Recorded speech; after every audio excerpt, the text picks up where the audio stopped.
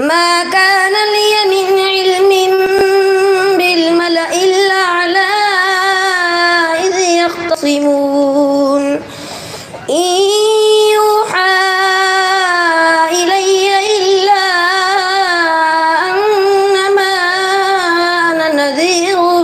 مبين إذ قال ربك للملائكة إني خالق بشرا من طين فإذا سويته ونفخت فيه من روحي فقعوا له ساجدين فسجد الملائكة كلهم أجمعون إلا إبليس استكبر وكان من الكافرين قال يا إبليس ما منعك أن تسجد لما خلقت بيدي أستكبرت أم كنت من العالين قال أنا خير منه خلقتني من نار وخلقته من طين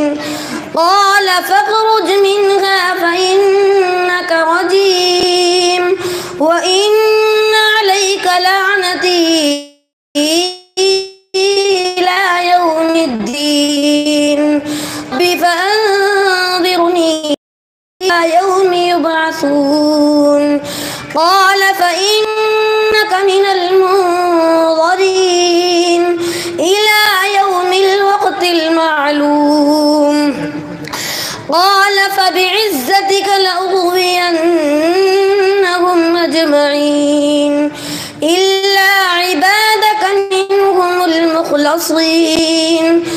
قال فالحق والحق أقول لأملأن جهنم منك وممن تبعك منهم أجمعين قل ما أسألكم عليه من أجر وما أنا من المتكلفين